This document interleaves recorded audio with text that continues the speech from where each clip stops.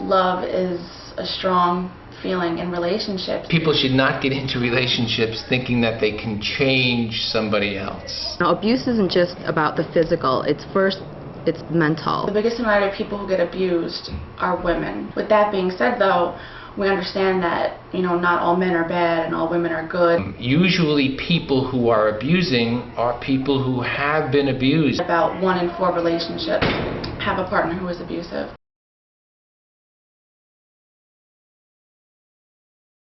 When I was in high school, I had a couple of my friends were in really abusive relationships, boyfriend-girlfriend relationships, and one day, she came to school with a lot of bruises, okay, and, she would basically hide it. A lot of times, kids will cover up the bruises and the emotional scars you can, never tell.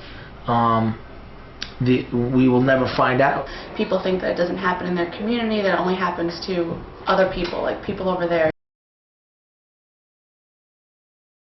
I have a daughter who's 16 years old, and she had a friend who was in an abusive relationship. Matter of fact, the parents had to get a court order of protection to prevent their daughter from being seen by the boyfriend. And unfortunately, the relationship has continued. It was a very strange time in her life. Her family had moved away, and she didn't have a whole lot to hold on to, basically. And she was in this relationship, and she was living with him, and she really felt like she didn't have anything else. Like, he was her whole world.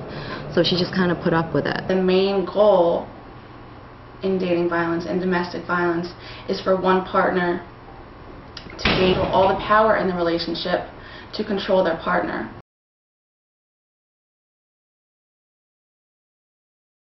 And she said that at that time, the mental abuse, of him kind of overpowering her and dominating her was more hurtful than the physical abuse. A lot of kids keep it inside, so the first thing they should do is tell someone they trust. We find that a lot of times people are uncomfortable talking about it. Well, you guys have a lot more people to help you than we had when we were younger. But I think within the past 30 years, as a society, we've become more comfortable to talk about it, because before the 1970s, there were no hotlines, there were no shelters, there was no one really talking about the issue of domestic violence. And she said to me that at the time, again, she didn't have a lot of family around her, and all she said at first was, what else could I do?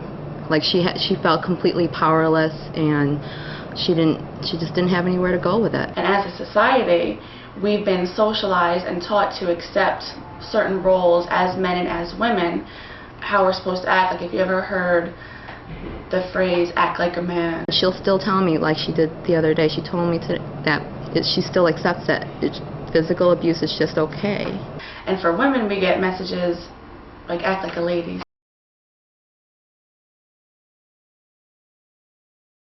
And I really wish that at that time I had spoken up. And a lot of her teachers were really concerned, but again, when you're young and you're in that relationship, you just kind of hide it a lot.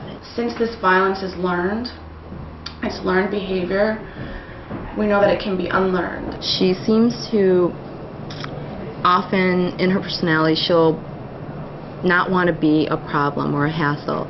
Anytime, if she needs something, she won't ask for it. The worst thing is to keep it inside, because no one will ever know. And then, we can't help the student who's being abused. Leaving might not always be the safest option, because over the 2/3 of the women that are killed each year as a result of domestic violence, either by a current or ex-partner, they're killed either after they have left or while they're in the process of leaving. So leaving might not always be the safest option. Not to say that women shouldn't leave, but that if they do plan to leave, then they need to have a safety plan. It's really important that, if you ever are in that type of relationship, that you got to know that people around you care. So you got to report. If something's happening to you, as hard as it is, you have to report it. If you or someone you know is a victim of domestic violence, call the National Domestic Violence Hotline, 1-800-799-SAFE.